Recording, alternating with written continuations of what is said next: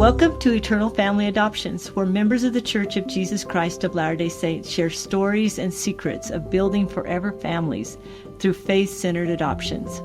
I'm Donna Pope.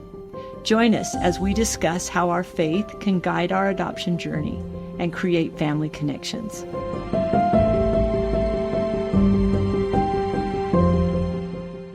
Welcome to Eternal Family Adoptions. We're very excited to be here with Jennifer, and in the middle we have Xander, and then we have Alec Gardner, and we're so happy to have them. Their story is multifaceted, and we're going to just try to hit at one part of their amazing story. And then maybe we'll come back and do another one with more parts to it. Jennifer, why don't you introduce your family to us? Well, I'm Jennifer Gardner, and this is Zandon. He just turned a year old 2 weeks ago, and this is my husband, Alexander. Okay. Well, okay, so let's just start out by acknowledging the fact that Alexander is also an adoptee. And sometime we might want to spend a little more time in talking with him about that. But I will introduce that idea with Alex. When you were considering, hey, let's do an adoption, how did the fact that you are an adoptee fit into your decision making? It rolled right in. It really didn't even have to fit. It was like that word that you say every day that just slides right off your tongue. No, it really was. There was no effort as far as thinking whether this was for us or not. It really, I don't even think we prayed about it. I know we prayed about many situations, but I don't even think when the decision first started and came as a light bulb in our head, it literally was a no-brainer. And then, of course, me being adopted, we talked about that as well after that. So when did that decision come? Well, I don't think Alexander remembers this, but we were dating, and we spent Labor Day weekend or Memorial weekend in Vicito with my family. And we were kind of sitting around, and he had his guitar and he was playing. And my Aunt Darlene said, if you guys ever got married, would you consider adopting? And we both looked at each other and said yes. And then fast forward, we get married. We're not able to have children. We go to infertility treatments, and the doctor really gave no hope. And I remember walking out of there thinking, well, maybe our baby's going to be born a different way. And so then at that point, we started talking more seriously about adopting and what that looks like. And we tried different avenues, and the Lord sends you down paths. So you know that they're the wrong ones, but you learn great lessons from them, and then you get great blessings from it. So you just keep having faith and moving forward, and blessings come. I find that very interesting that he could see you were in some distress and reached out to you. He doesn't know what to do, but he's going to come over and hug you. He's staring at her. He's like, what's that, Mom? What are you doing? Why are you crying? So just real quickly, and you don't have to tell us all the avenues that you went down, but tell us, you went in, you found out that infertility was one of your challenges. Were there other challenges that you faced? As far as the infertility, the doctor just said, like, due to our age, the likelihood of IVF wouldn't really work, less than 5%. And with the cost of it, we were like, well, I think adoption, we have a greater chance at, and we're helping somebody who's already here. So that was the thing. And then we had good friends in our ward who I was talking to, and they're foster parents, and so they tried to get us on the foster road, and quickly we discovered that was not meant for us. And so now there are many people out there foster care works well for. Why didn't it work for you? New Mexico's foster system is very corrupt and broken, and They Leave that out if you choose to. yeah, you can edit It's that up to out you. if you want. We don't Okay. care. We'll broadcast that all day. You can leave that out if you want. But they're very. We felt like we were scrutinized and judged heavily by our religious beliefs. Whenever they asked us the question, I would say at least 10 different ways. If there was a child that would come into our home that didn't believe what we did, how would we respond? You don't get. And when we started, we wanted 0 to 5, so we felt like that really wouldn't be an issue. But we talked about, like, if they had a different belief, we would make sure that we would take them to whatever, religious ceremonies and things that they would need to go to. But we felt like they would not be comfortable in our home if they wouldn't, we live our religion every day. So the fact that they couldn't go to church with us, we didn't feel like they would feel comfortable in our home when we practice reading scriptures and praying and all the things that we do on a daily basis. And they asked us that over and over different ways, and that was one of the things that just we felt like wasn't gonna work for us. Alex, you have some comments on that? She went over it pretty well. It was a stressful time, right? And we know, as you and I spoke, I think you told us, Donna, very clearly that I could be your worst enemy, and you're saying that with sincere heart, meaning that we could be disappointed within the drop of a dime in all this journey that we're in, right? But we know that there's also a limit of respect and stuff. And she said it. I just don't feel that the interests, and I'll say best interests, are in the case of the child in any of the stuff that we were doing as far as the CYFD. And we just felt that. We felt it very strongly. And as she said earlier, Heavenly Father puts us down these paths to learn. And it taught us as we came upon Heart to Heart, which has been super good to us. But we knew a lot more of this other to help us through this. So it's like we needed this to get through this. And it worked out perfectly. But at the time, we weren't seeing any of that. I need to clarify when Alexander says that I could be his worst enemy.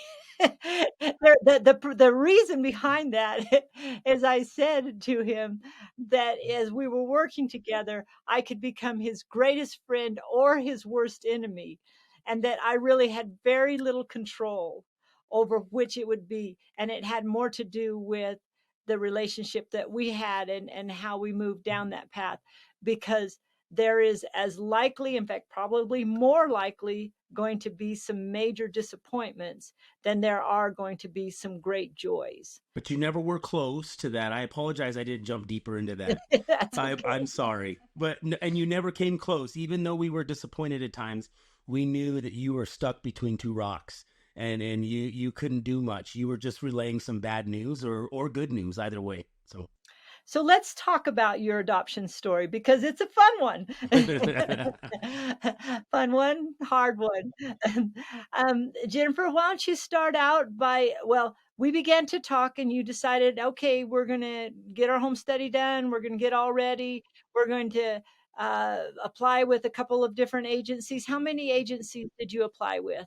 Well, we used the Adoptions Plus here in New Mexico to help us with our home study, and then Heart to Heart. So between the two, we used them.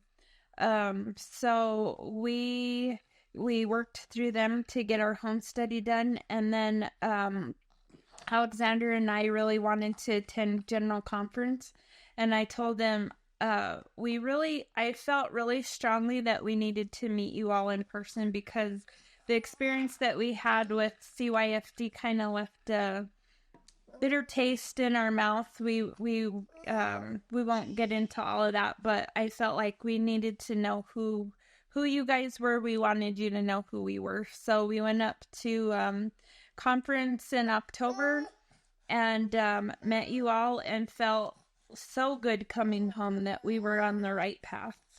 And a week went by and we were, working on getting stuff done. We had a list of to-dos. We needed a profile, and the adoption agency still needed to send our paperwork. And Alexander's parents were here eating dinner, and we missed a couple calls from you. And he said, he came to me and he had this look on his face and he says, I've had 5 missed calls from Donna. And I said, well, let's call her. And so we called you, and you got us on FaceTime, and you said, I have someone I want you to meet. And there was a little video of a baby boy on your screen, and we talked for a little bit with the mom. And the next day we flew up to Salt Lake to meet this family. You want to take it from there? Yeah. And at that point, when we flew up there, it was, emotions were high, right? Like we couldn't believe what we were getting into. Not that it was a bad thing. We couldn't believe that we were on a plane to go hopefully bring a child back.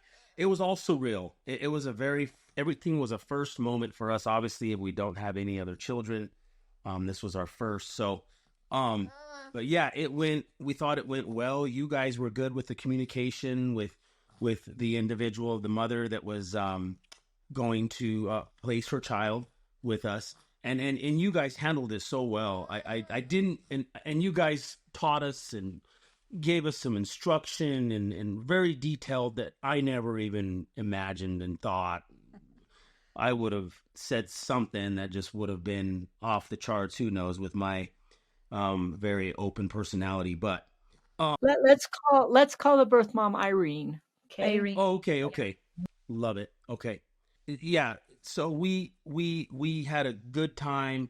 But unfortunately, the sad news was, as you know, Donna, that we did not get to go home with the child that time. But it was a roller coaster ride. As we understood, it took us a while. It took us a little bit of time, right, to understand really what she was going through. And it's so Christ-like, really, in that moment when we're sitting here saying, we want to take your child home. But it's very Christ-like to have to put yourself in her shoes and understand the emotion of placing that child with another family. I can't imagine. Yeah. I couldn't imagine placing him. I wouldn't want him to go to another family. I want to raise him. And it really, as we were raising Zandon, it really brought perspective of really what the mom goes through, because we were obviously no-time parents, so we could sit here and just kind of guess on what she was thinking. But now that we have this beautiful son in our arms, it's unfathomable. I can't imagine placing my child with anyone. So, and we understand circumstances, which again, we don't understand circumstances, but we did understand that she was in a very, very difficult circumstance. And I remember being on the plane just devastated coming home. But I told Alexander maybe what she needed was to see that there are good men out in the world, because she has never known a good man. And Alexander is the best. So I was hoping that she could see that there really are good men out there, and maybe she can, with life decisions, be able to put herself in a position to meet a good man. So we came home and we finished up all the things that we needed to do, and we were working with Darla, and she was sending us birth mom profiles, and we would pray about it. And I will tell you, that's the hardest decision to make, is to say yes or no to those, because you have a short window and you're like, Heavenly Father, we need an answer right now. And there were times when we felt no. The answer was no, and to say no. And there were a few times when it's like, we're not getting an answer. So is that no? And we did get a birth mom that we felt like we were a good match with. So we said yes. And the baby was supposed to be delivered cesarean in like 3 weeks. And so we were preparing for a little girl. And it's a really crazy experience, because I had a work trip in Tennessee, And the little girl was supposed to be born on a Tuesday. And on Thursday, I'm flying home and I'm landing in Denver and I'm getting 1,000 text messages from Alexander saying, call me, call me, call me. And I'm like, what's happening? Because his parents are older and mine are older. And so I don't know what's happening. And I land and I see she's in labor. And so I quickly had to get a plane ticket for Alexander in Albuquerque to get to Ohio. And I had to reroute mine and we ended up in Indianapolis together and then drove to Dayton, Ohio to be with this mom and this little girl. And we met Jody there at the hospital that Friday morning. And again, we, have had the experience of not coming with the baby. So we have that in our mind, but we're also very hopeful. And I remember walking in and the social worker came right up to us and was very kind and said she changed her mind. She doesn't want to place her. And that was hard. But we had brought some stuff to give to her, and I'll let Alexander share what his thoughts were. Yeah, so some of your staff are just excellent, Donna. You guys have, like, I can't stress it enough. You guys have some really good people. And you must have searched high and low for these individuals because very much. they either that or you're just one lucky lady. But they're awesome. So they did a book for us. To get to my point, they did a book for us, and what the book is all of our pictures and stuff of us, of who we are. So anyway, long story short, we took our book, and I felt really good. I don't know what she did with the book, but that's just the whole thing. Like when we minister and we minister to others and we show our love to each other, maybe she just needed to see our story. Who knows what kind of impact it did on her life. Obviously we didn't get to take the child home, but I felt, so she originally changed her mind. I don't know if Jennifer covered this, but when we showed up to the hospital in Ohio, Dayton, Ohio, she changed her mind instantly when we got into the hospital. So it wasn't looking good when we walked into the hospital. So our hearts sunk. So here we are, we flew. Jennifer, we did the math. As she told you her story, she was traveling so much with work and then having to get into Ohio, and it was crazy. She flew 1,700 miles, or between back and forth and going and here and there, and she did 1,700 miles, which is a lot. But anyway, we both met up in Ohio. We walk in the hospital, and here we are. She says, no, I felt the inspiration, and I felt this real prompt. I want her to see our book. And here it is. I'm holding the book in my hands with tears in my eyes, coming this whole way. I just want you to see who we are. I hand the caseworker that worked for Ohio the book. Our caseworkers were there. When I say our, I mean heart to heart. Our caseworkers were there. Jody and Haley, they were awesome, obviously. But I handed the book to her. She gave her the book. She went up to the hospital. She gave her the book. And within 30 minutes, it was the longest 30 minutes ever. The whole time in that hospital was the longest. It's the longest time in my life, I feel, that I've waited. I hate waiting in dentist rooms. I hate waiting in hospitals when I'm sick or whatever. But that was a long time. It felt like eternity. When they came back into the room, they said she changed her mind. Well, obviously, as you know the story, she didn't. She changed her mind again. So for some reason, I hope that book gave her some kind of inspiration to place that child up for adoption, as her situation wasn't very good, or she got her life situated. But with that said, we ended up leaving that hospital very devastated. We ended up taking a trip that day down to the temple. There's a temple in Carmel, and beautiful marble all around the temple. And we literally walked on the premises and we felt instant peace. We felt peace that it was a peace that I can't describe. Were we still feeling the pain? Yes. We're not going to go home again with another child? Yes, we were feeling it deeply. But as we walked around the premises and saw the beautiful landscape and the flowers and all the good stuff that a temple brings on the outside, we walked around and we kneeled on a bench, a marble bench, and we prayed. We were driving back, we left the temple and we were driving back to our hotel, getting ready to pack up all our stuff. And as we're driving back to the hotel, we get a call.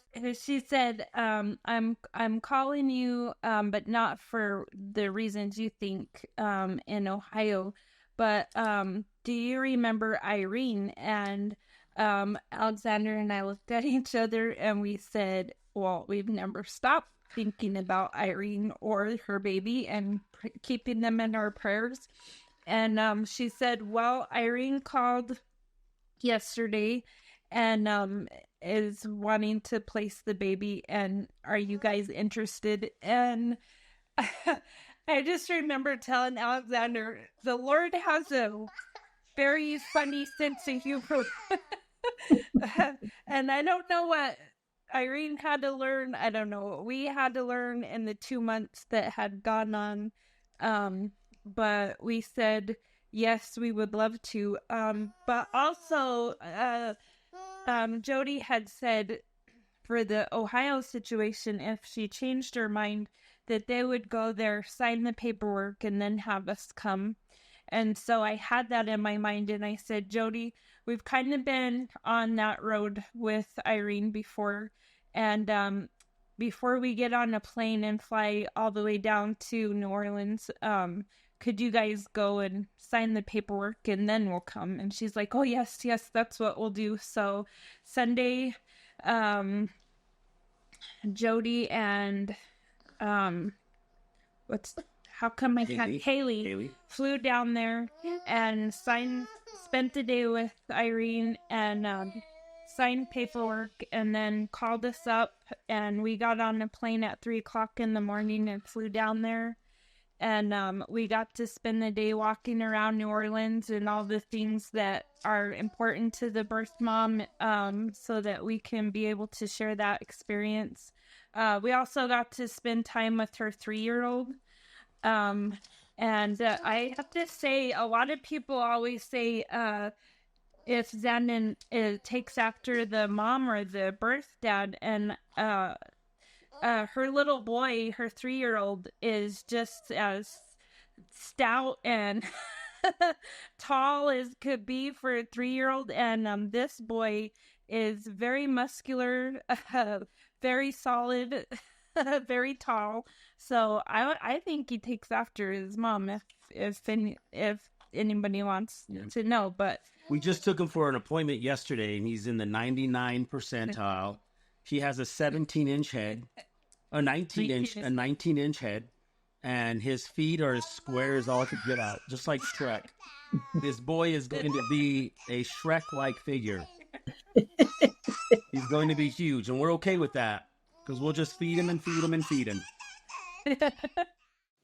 So how was it meeting with Irene after having gone through such a difficult time the first time you met with her? Well, I think, you gain a whole different level of empathy and love for them, to realize, like, she was in a very difficult circumstance before and, during the 2 months. So you just have a love and understanding that she tried to do her best for him, and realizing that he needed something different, and the sacrifice that she was personally giving so that he could have a better life.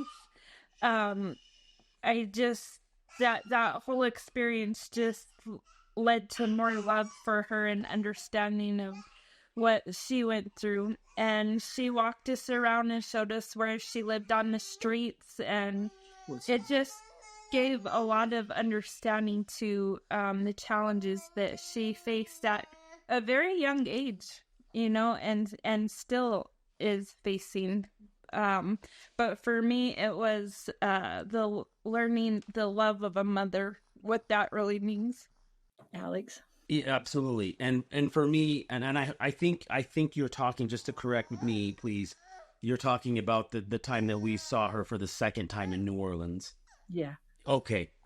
Um, I I I remember almost like it was yesterday. The one thing that stands out very clear to me when I met her for the second time, we saw Irene. It was I put my arms around her and gave her an enormous hug.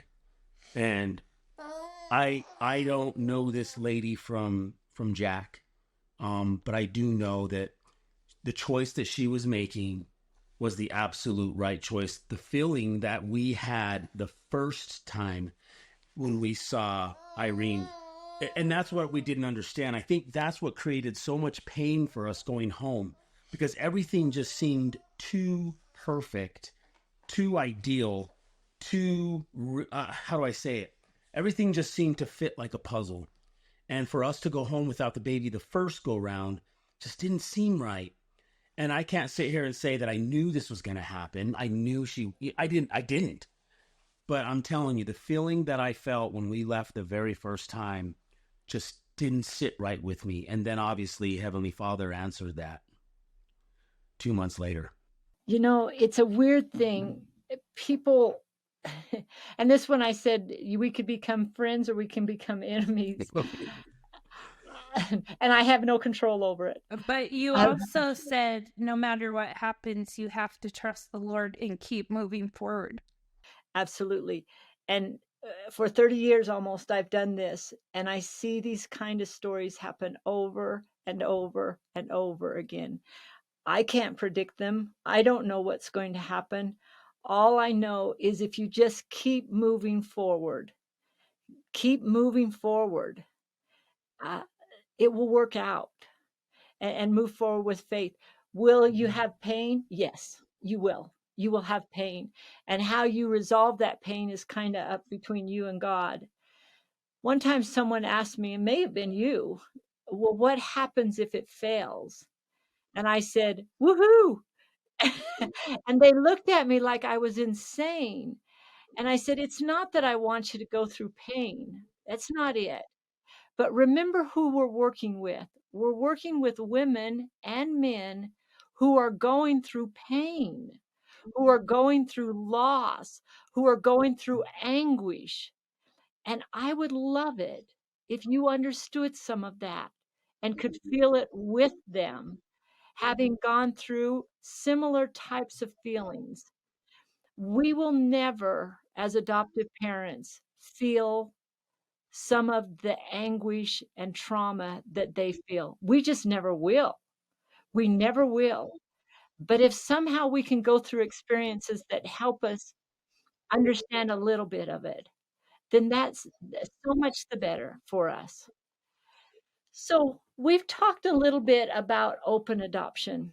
Um, Now, Irene is certainly not in a good situation that you could have a lot of open adoption. But tell us how it's been for you to maintain a relationship with her.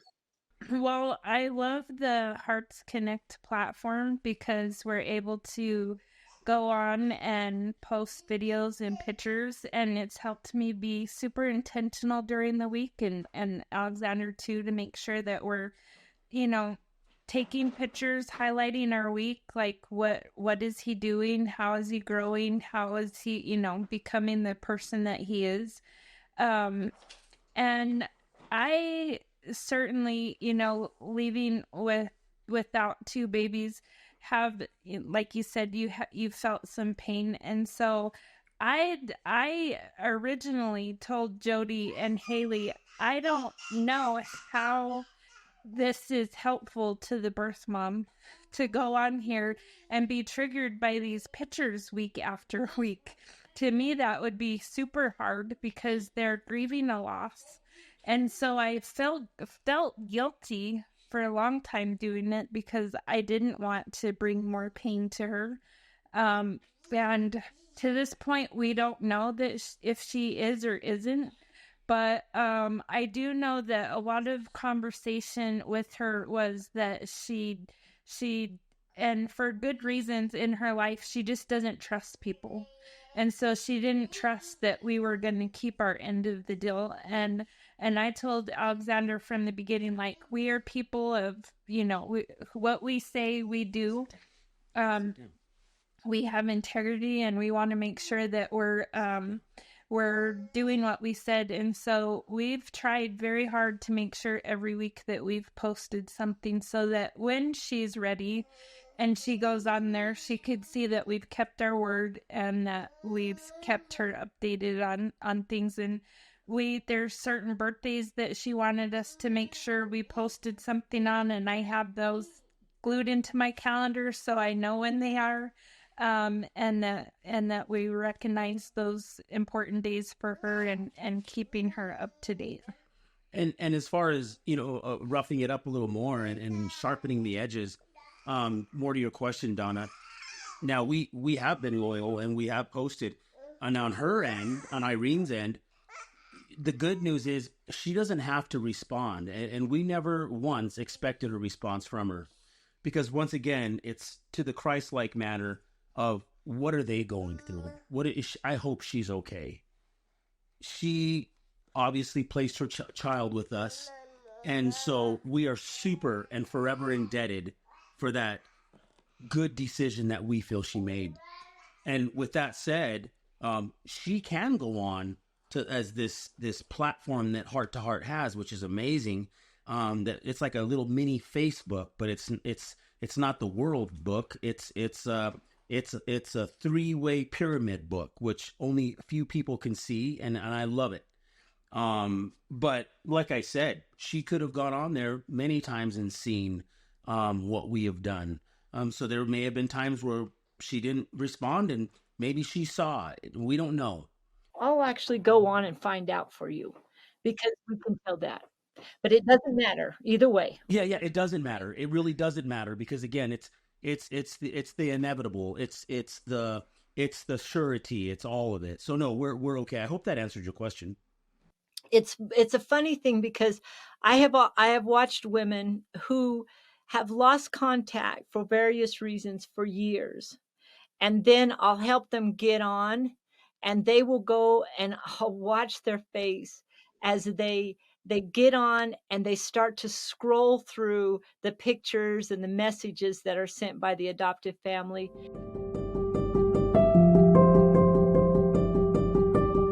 Thank you for joining this episode of Eternal Family Adoptions. I'm Donna Pope. Every child deserves not just a home, but a forever family rooted in love and faith. So visit our website, eternalfamilyadoptions.com, to access faith-based adoption resources and sign up for a newsletter. And join us next time as we continue this journey together.